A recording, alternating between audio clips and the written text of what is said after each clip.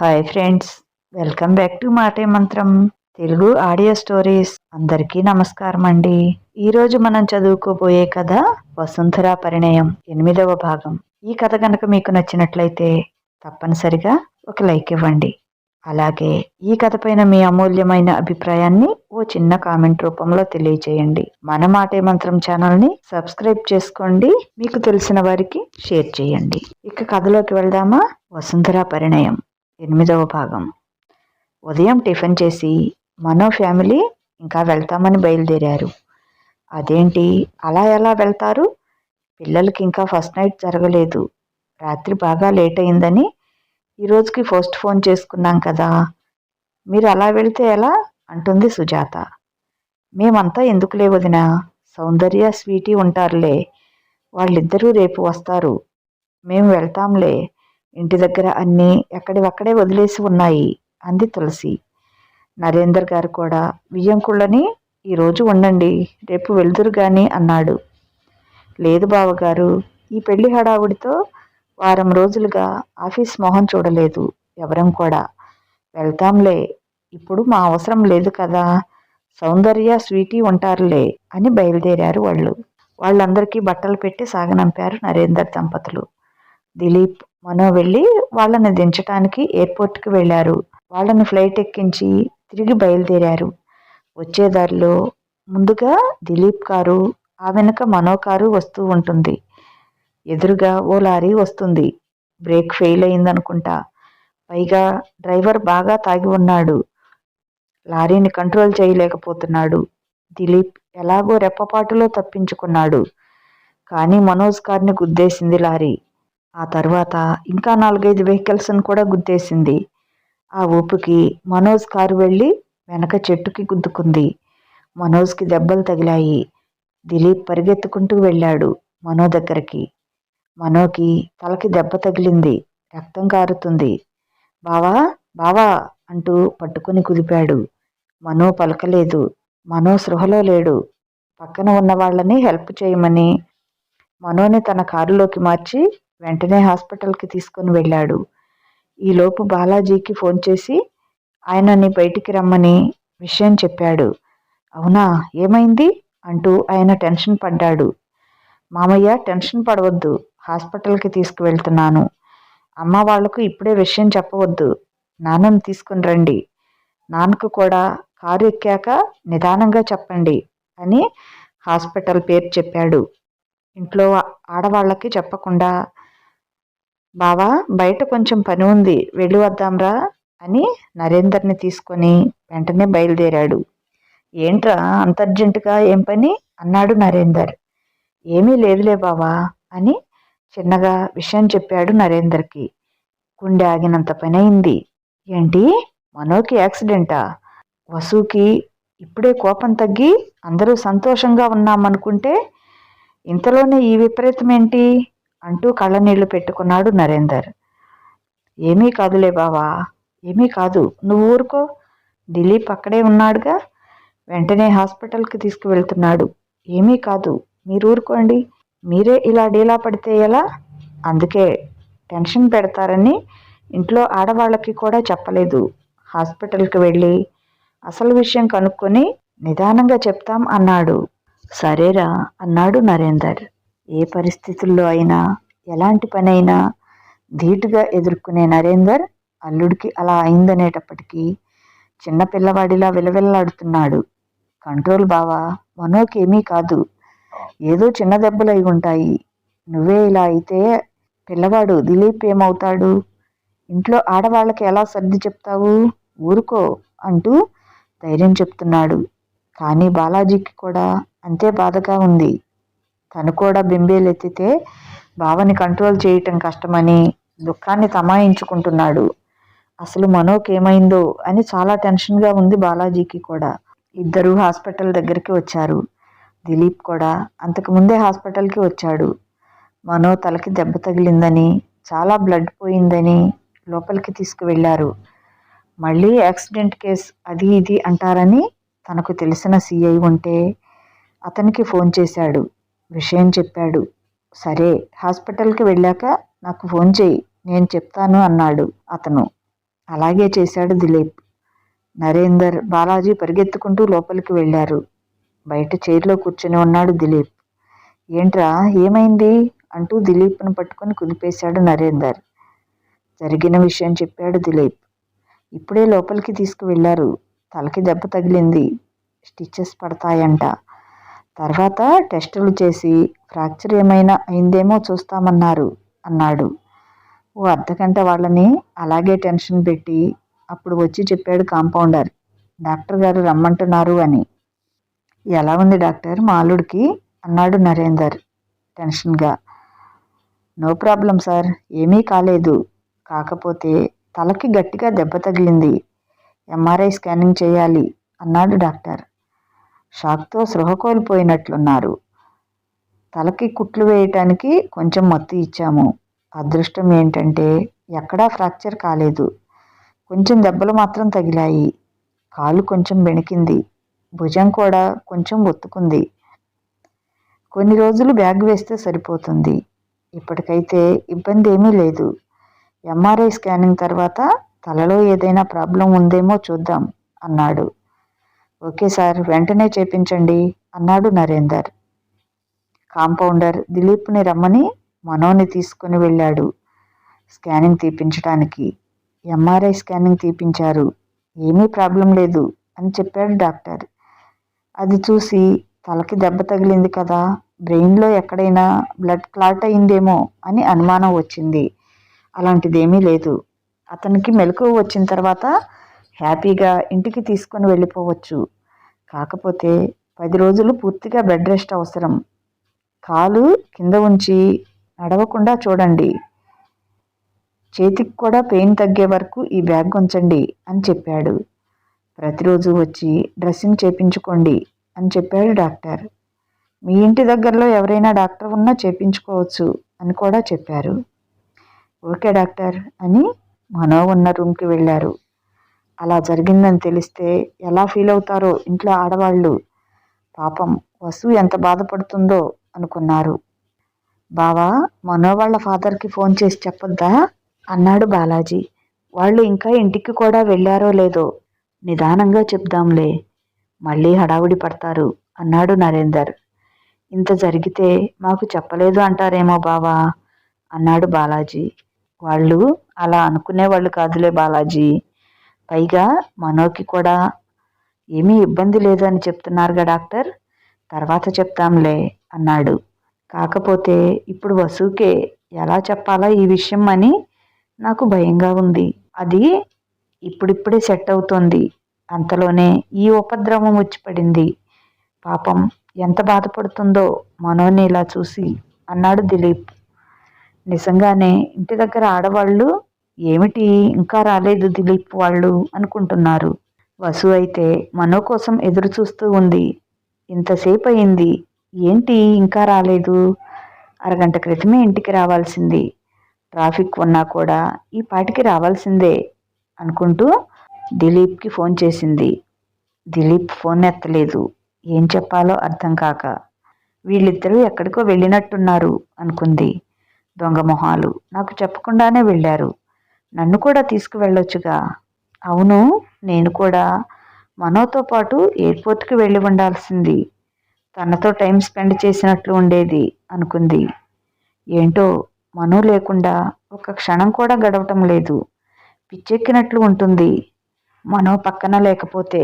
మరీ ఒక్క రోజులోనే ఇంత అలవాటయ్యాడేంటో అనుకుంది. ఈ మనోనేనా నేను దూరంగా ఉంచాలి అనుకున్నాను. నేను నిన్ను ఎప్పటికీ ప్రేమించను అని చెప్పి దూరంగా వెళ్ళిపోయింది. మరి ఇప్పుడేమో మనో లేకపోతే క్షణము ఒక యుగంలా ఉంది. ఎంతలో ఎంత మార్పు! దీని మహత్యమేనా ఇదంతా అని తాళిని చేతిలోకి తీసుకొని దాన్ని చూసి నవ్వుకుంది. ఏమీ కాదు, ఇదంతా నా మనో చూపించే ప్రేమ. మాయలో పడిపోయాను అనుకొని ఫోన్లో మనో తను కలిసి ఉన్న ఫోటో చూసి ఐ లవ్ యూరా అని ముద్దు పెట్టుకుంది. ఈరోజు మనకి ఫస్ట్ నైట్ అంట. నువ్వు మాత్రం ఉదయమే జరిగిందంతా కలకనేశావు. నీ కలలో నేను ఎలా ఉన్నానో చెప్పమంటే చెప్పలేదు. మనో నన్ను ఎలా ఊహించుకున్నాడో. అతని ఊహలకి అందగలనా? ఇంతకీ ఎలా రెడీ అవ్వాలి నైట్కి? మనో ఎలా ఉంటాడో ఫస్ట్ నైట్ డ్రెస్లో? మనో ఎలా ఉన్నా బాగానే ఉంటాడు. మనిషి కన్నా మనసు ఇంకా మంచిది. నిజంగా మనో దొరకటం నా అదృష్టం అని ఊహల్లో తేలిపోతుంది. ఫస్ట్ నైట్కి ఎలా రెడీ అవ్వాలి అని ఆలోచిస్తుంది. వీళ్ళేంటి ఇంకా రాలేదు అని విసుక్కుంటూ మళ్ళీ ఫోన్ చూసింది. మళ్ళీ ఫోన్ చేసింది. అప్పుడు ఫోన్ ఎత్తాడు దిలీప్. ఏంట్రా అన్నయ్య అలాగే వెళ్ళిపోయారు? ఎంతసేపు అవుతుంది మీరు వెళ్ళి? అత్తయ్య వాళ్ళని ఫ్లైట్ ఎక్కించి వస్తున్నారా, లేక నేరుగా హైదరాబాద్లో దిగబెట్టడానికే వెళ్ళారా అంది. వస్తున్నాం లేవే, నీకంతా తొందరే. మా కోసం వెయిట్ చేస్తున్నావా అన్నాడు. నీకోసం ఎవట్రా చూసేది? మా ఆయన కోసం చూస్తున్నాను అంది వసు. అబ్బో, అదెప్పటి నుంచే? నిన్నటి వరకు మా అందరి మీద కారాలు మిరియాలు నూరావుగా. సరే కానీ నీకు ఓ చిన్న డిస్టర్బ్ న్యూస్. మేము ఇప్పుడే ఇంటికి రావటం లేదు అన్నాడు. ఎందుకురా, ఎక్కడికి వెళ్ళారు మీరు? ఎందుకు ఆలస్యం అవుతుంది అంది. ఏమీ లేదే, మేము వస్తున్న కారుకి చిన్న యాక్సిడెంట్ అయింది. చిన్న దెబ్బ తగిలింది. కట్టించుకోవటానికి అని హాస్పిటల్కి వచ్చాము. అందుకే లేటు అన్నాడు. గుండె ఆగినంత పని అయింది వసుకి. ఏంట్రా నువ్వు ఆగేది? యాక్సిడెంట్ ఏంటి? యాక్సిడెంట్ ఏంటి? ఎవరికి? ఏమైంది? నువ్వు బాగానే మాట్లాడుతున్నావుగా అంది. మనోకి ఏమైనా అయ్యిందా అని అడగటానికి కూడా వసుకి నోరు రావటం లేదు. నా మనోకి ఏం కాదు, ఎవరికీ ఏం కాదు, ఏం కాకూడదు అనుకుంది. చెప్పరా, ఎవరికి యాక్సిడెంట్? ఏమైంది అంది గట్టిగా. ఎవరికీ ఏం కాలేదు లేవే, ఏదో చిన్న దెబ్బ అంతే. డాక్టర్ గారు వస్తున్నారు. ఫోన్ పెట్టేయి, ఆయనతో మాట్లాడి మేము బయలుదేరి వస్తున్నాం అన్నాడు. వసుకి కాళ్ళు చేతులు ఆడటం లేదు. ఏంటి, అన్నయ్య నిజమే చెప్తున్నాడా లేక కామెడీకి అలా చెప్తున్నాడా? వీడు అప్పుడప్పుడు ఇలాంటి పిచ్చి కామెడీలు చేస్తాడు. అంతే అయి ఉంటుంది. లేట్ అయిందని అన్నానని నిన్ను ఏడిపించటానికి ఇలాంటి పిచ్చి మాటలు చెప్తున్నాడు. నో, ఏమీ కాలేదు. అంతే, అన్నయ్య జస్ట్ జోక్ చేస్తున్నాడు అనుకుంటూ కిందికి వచ్చింది. ఏంటి అలా ఉన్నావు? ఏంటి నీలో నువ్వే కొనుక్కుంటున్నావు అంది గిరిజ. ఏం లేదత్తా, నీ అల్లుడిని ఇంటికి రాని, వాడి పని చెప్తాను. వెధవ జోకులు వేస్తున్నాడు అంది. అలా అంటుంటేనే వసు కళ్ళ వెంట నీళ్లు కారిపోతున్నాయి. ఏంటే వసు, ఏమైంది? ఏంటి ఆ కన్నీళ్ళు? ఎందుకు ఏడుస్తున్నావు? ఏమైందమ్మా? ఎవరేమన్నారు అంది గాబరాగా గిరిజ. గిరిజ మాటలు విని అందరూ అక్కడికి వచ్చారు. ఏమైంది వసు? ఏంటి, ఎందుకు అలా ఉన్నావు అన్నారు సుజాత, సౌందర్య. అది అది అమ్మా, వాడు అన్నయ్య యాక్సిడెంట్ అయిందని చెప్తున్నాడు. దెబ్బలు తగిలాయంట. ఎవరికి అంటే సరిగ్గా చెప్పటం లేదు అంటూ గట్టిగా ఏడ్చేసింది వసు. వాడు నిన్ను ఏడిపించడానికి చెప్పినట్లున్నాడు లేవే, దానికి కూడా ఏడవాలా? ఉండు, నేను ఫోన్ చేస్తాను అంటూ సుజాత దిలీప్కి ఫోన్ చేసింది. ఫోన్ తీసి నెమ్మదిగా నువ్వు పక్కకి రా అమ్మా అన్నాడు. ఇక్కడ ఏంటో సిగ్నల్ లేదు, మాట వినిపించటం లేదురా అంటూ బయటికి వచ్చింది. విషయం చెప్పాడు తల్లికి. ఒక్కసారే చెప్పకమ్మా, అది బెంబేలెత్తుతుంది. అందుకే చిన్న దెబ్బ అని చెప్పాను. అయ్యో భగవంతుడా, అదేంట్రా అని అడవసాగింది సుజాత. అమ్మా, ఇప్పుడు నువ్వు అక్కడ సీన్ క్రియేట్ చేయకు. వసు వింటే తట్టుకోలేదు. చిన్న దెబ్బే అని చెప్పాను. మనోని ఇంటికి తీసుకుపోమన్నారు. ఇబ్బంది ఏమీ లేదట. నువ్వు అక్కడ గొడవ చేయకు. నేను చెప్పినట్లే చెప్పు. మేము ఇప్పుడు బయలుదేరి ఇంటికి వస్తున్నాం. 1/2 అవర్లో ఇంట్లో ఉంటాం అన్నాడు. నిజంగానే ఏం కాలేదు కదరా అంది అనుమానంగా సుజాత. ఏమీ కాలేదమ్మా, తలకి కొంచెం చిన్న దెబ్బ తగిలింది. కాలు బెణికింది. 4 రోజులు నడవద్దు అన్నారు. అంతే అన్నాడు దిలీప్. అయితే ఇప్పుడు ఇంటికి వస్తున్నారా? డాక్టర్ ఇంటికి తీసుకువెళ్ళమన్నాడా? అవసరమైతే 2 రోజులు హాస్పిటల్లో అయినా ఉంచండి, తగ్గే వరకు అంది సుజాత కళ్ళు తుడుచుకుంటూ. అవసరం లేదటమ్మా, తీసుకుని వెళ్ళమన్నారు డాక్టర్. అందుకే కదా ఇంటికి తీసుకొస్తున్నాం అన్నాడు దిలీప్. నాన్నకు చెప్పావా? ఆయనెంత హడావుడి చేస్తారో ఈ విషయం తెలిస్తే అంది. ఆల్రెడీ చెప్పేశాను. మామయ్య, నాన్న ఇక్కడే ఉన్నారు. మేమంతా బయలుదేరి వస్తున్నాం అన్నాడు దిలీప్. నా బిడ్డకి ఎవరి దిష్టి తగిలిందో, ఎవరి పాపిష్టి కళ్ళల్లో నిప్పులు పోసుకున్నారో ఇలా జరిగింది అనుకుంటూ కళ్ళనీళ్లు తుడుచుకుంటూ ఇంట్లోకి వచ్చింది. సుజాత మొహం చూడగానే అందరికీ అర్థమైంది యాక్సిడెంట్ విషయం నిజమే అని. ఏమైందట అని అందరూ ఒకసారి అడిగారు. అది అది మనో కారుకి చిన్న యాక్సిడెంట్ అయిందట. చిన్న దెబ్బ తగిలింది అని చెప్తున్నాడు. హాస్పిటల్కి తీసుకువెళ్ళాడట. డాక్టర్ కట్టుకట్టి భయమేమీ లేదు, ఇంటికి వెళ్ళమని చెప్పారట. ఇప్పుడు వస్తున్నామని చెప్పారు అంది. ఆ మాట వినటంతోటే వసు అలానే కుప్పకూలిపోయింది. వసు, ఏమైంది తల్లి? మనోకి ఏమీ కాలేదట. చిన్న దెబ్బ అని చెప్పాడు అన్నయ్య. లేకపోతే డాక్టర్ ఇంటికి ఎందుకు తీసుకువెళ్ళమంటాడు? నాన్న, మామయ్య కూడా అక్కడే ఉన్నారట. ఏమీ భయం లేదు తల్లి. వాళ్ళు బయలుదేరారు. కాసేపట్లో ఇంటికి వచ్చేస్తారు. నువ్వు భయపడకమ్మా అంటూ వసుని ఒళ్ళో పడుకోబెట్టుకొని ఓదార్చింది సుజాత. వసుకి ఏం మాట్లాడాలో, ఎలా రియాక్ట్ అవ్వాలో తెలియటం లేదు. కళ్ళ వెంట నీళ్లు ధారాపాతంగా కారిపోతున్నాయి. ఊరుకో తల్లి, ఏమీ కాలేదని చెప్తున్నారుగా. ఏమీ కాదు, ఆ భగవంతుడున్నాడు. నా బిడ్డలకి ఏమీ జరగనివ్వడు. ఊరుకో తల్లి అని ఊరుకోపెట్టారు అందరూ కలిసి. కానీ వసుకి దుఃఖం ఆగటం లేదు. అలా ఏడుస్తూనే ఉంది. అయ్యో మను, ఎలా ఉన్నావు? ఏమైంది నీకు? అసలు నువ్వెందుకు వెళ్ళావు? అన్నయ్య నిజమే చెప్తున్నాడు అసలు. యాక్సిడెంట్ అంటే ఎంత పెద్ద దెబ్బలు తగిలాయో. ఏమైందో నా మనోకి అని పరిపరి విధాలుగా పోతుంది వసు మనసు. దేవుడా, నేను నిన్ను ఎప్పుడూ ఏమీ కోరలేదు. నా మనోకి ఏమీ కాకుండా చూడు తండ్రి. అమ్మ కనకదుర్గమ్మ తల్లి, నీ కొండకు నడిచి వస్తాను. నీకు పొర్లు దండాలు పెడతాను. నా మనోకి ఏమీ జరగకుండా చూడు తల్లి అని మనసులోనే మొక్కులు మొక్కుకుంటుంది. వెళ్ళి వాకిట్లోనే నుంచుంది. వాళ్ళు ఎప్పుడు వస్తారో అని ఎదురు చూస్తూ. వసు, ఇటు వచ్చి కూర్చో తల్లి. వాళ్ళు ఇప్పుడే బయలుదేరారు. అర్ధగంట పైనే పడుతుంది కదా. ఎంతసేపు నిలబడతావు? రామ్మా అంది గిరిజ. వాళ్ళ మాటలకి సమాధానం చెప్పలేదు. తను అక్కడ నుంచి కదలనూ లేదు. అలాగే గుమ్మాన్ని ఖర్చుకొని నిలబడింది. ఇంకా అది రాదులే వదినా, వదిలేసేయి అంది సుజాత. సౌందర్య నెమ్మదిగా వసు దగ్గరికి వెళ్ళింది. వసు, ఇక్కడి వరకు వచ్చిన వాళ్ళు ఇంట్లోకి రారా? రామ్మా, అలా కూర్చుందువు. ఇలా ఎంతసేపు నిలబడతావు? ఇలాంటప్పుడే ధైర్యంగా ఉండాలి. నువ్వు ధైర్యంగా ఉంటేనే మనో ప్రశాంతంగా ఉంటాడు.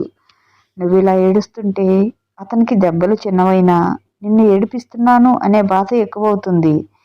ఊరుకో వసు. ఇటువంటి టైంలోనే చాలా ధైర్యంగా ఉండాలి మనం. మనం ధైర్యంగా ఉంటేనే ఎదుటి వాళ్ళు ధైర్యంగా ఉంటారు. అది కాదక్క, అసలు మనోకి ఏమైందో, ఎలా ఉందో, ఎంత పెద్ద దెబ్బలు తగిలాయో నాకు చాలా భయంగా ఉంది అంటూ సౌందర్యని పట్టుకొని గట్టిగా ఏడ్చేసింది. ఊరుకో పిచ్చిపిల్ల, ఏమీ కాదు. అన్నయ్య చెప్పాడుగా చిన్న దెబ్బలని.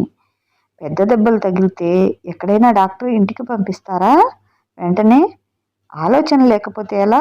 ఊరుకో అంటూ తను కూడా కన్నీళ్లు పెట్టుకుంది. మరిదికి ఏమైందో అని ఆమెకు లోపల చాలా భయంగా ఉంది. అది బయటపడితే వసు మరీ కుంగిపోతుందని తన భయాన్ని, బాధని దాచుకొని వసుకి ధైర్యం చెబుతోంది. ఏమో అక్క, నాకు చాలా భయంగా ఉంది. మనోని చూసే వరకు నా మనసు ప్రశాంతంగా ఉండదు. నేను ఇక్కడే ఉంటాను అంటూ అలాగే నిలబడింది. నీ మనోకి నీ ప్రేమ తోడుగా ఉంటుంది. ఏమీ కాదు వసు. మనం పాజిటివ్గా ఉంటే అంతా పాజిటివ్గా ఉంటుంది. సరేనా? అసలు నెగిటివ్గా ఆలోచించకు ఇలాంటప్పుడు అని వసుకి ధైర్యం చెప్తుంది సౌందర్య తన పక్కనే నిలబడి. సుజాత వంటగదిలోకి వెళ్ళి నోట్లో కొంగు కుక్కుకొని ఏడుస్తుంది. ఏంటి వదినా ఇది? పిల్లకు చెప్పవలసింది. నువ్వే ఇలా ఏడిస్తే ఎలా అంటూ సుజాతను ఓదారుస్తూ గిరిజ కూడా ఏడుస్తుంది. స్వీటీ, సౌమ్య ఇంట్లో లేరు. గీతికని తీసుకుని బయటికి వెళ్ళారిద్దరు. అలా వెళ్ళటం మంచిదయ్యింది. లేకపోతే స్వీటీని ఊరుకోబెట్టడం ఎవరి వల్ల అయ్యేది కాదు. అన్నయ్య అంటే అసలే పంచప్రాణాలు స్వీటీకి. దాన్ని చూసి గీతిక మొదలెట్టింది. ఇప్పుడు మనో వచ్చాక ఎంత గొడవ చేస్తుందో ఈ పిల్ల అనుకుంది. అసలు అత్తయ్యకి మామయ్యకి ఈ విషయం తెలిసిందో లేదో, బాబాయ్ వాళ్ళు చెప్పారో లేదో, అసలు అత్తయ్య వాళ్ళ ఇంటికి వెళ్ళారో లేదో. మనో ఇంటికి వచ్చాక అతన్ని చూసి బాబాయ్ వాళ్ళతో మాట్లాడి చెప్పొచ్చు అనుకుంది. తలా ఒక మాట చెప్తే వాళ్ళు టెన్షన్లో పడతారు అనుకుంది. ఓ పక్క వసు అందరి దేవుళ్ళకి మొక్కుకుంటుంది. సుజాత గిరిజ వంటగదిలో కూర్చొని ఏడుస్తున్నారు. కొత్త అల్లుడికి ఇలా జరిగిందేంటి అని. ఈ విషయం ఇయ్యాల వారితో ఎలా చెప్పాలో, వాళ్ళు ఏమనుకుంటారో, అపశకునం అనుకుంటారేమో అని బాధతో పాటు భయం కూడా మొదలైంది సుజాతకు. అంతలో బయట కారు సౌండ్ విని వసు ఒక్క ఉదుటిన కారుకి ఎదురు పరిగెత్తింది. సౌందర్య కూడా వసు వెనకే వెళ్ళింది. వంటగదిలోంచి సుజాత గిరిజ పరిగెత్తారు. కారు ఆగింది. దిలీప్, నరేందర్, బాలాజీ దిగారు. మనో దిగడేంటి అని మనో వైపు డోర్ తెరిచింది. మనో నీరసంగా నవ్వాడు వసుని చూసి. తలకి కట్టుకట్టి ఉంది, చేతికి బ్యాగ్ వేసి ఉంది. మనోని అలా చూసి ఏడుపు కంట్రోల్ చేసుకోలేకపోతుంది వసు. దిలీప్ వచ్చి వసుని పక్కకి జరిపి మనోకి సపోర్ట్ ఇచ్చి కిందకు దించాడు. గిరిజ ఎర్రనీళ్లు తెచ్చి దిష్టి తీసింది. దిలీప్ భుజం మీద చేయి వేసి కుంటుకుంటూ లోపలికి వెళ్ళాడు మనో. హాల్లోనే సోఫాలో కూర్చోబెట్టాడు. వసు అలా ఏడుస్తూనే ఉంది. దగ్గరికి రమ్మని పిలిచాడు. వచ్చి మనో పక్కన కూర్చుంది. నాకేం కాలేదు, బాగానే ఉన్నాను. ఎందుకు అలా ఏడుస్తున్నావు అంటూ వసు కళ్ళు తుడిచాడు. మనో చేతిని చెంపకు ఆనించుకొని వెక్కి వెక్కి ఏడ్చింది. ఏ పిచ్చి బిళ్ళ, ఎందుకు ఏడుస్తున్నావు? ఊరుకో అంటూ ఆమె నుదుటిపై ముద్దు పెట్టాడు. వసుకి ఉప్పెనలా వచ్చింది దుఃఖం. మనోని కౌగిలించుకొని గట్టిగా ఏడ్చింది. మనోకి ఇబ్బందేమో అని ఏదో అనబోయింది గిరిజ.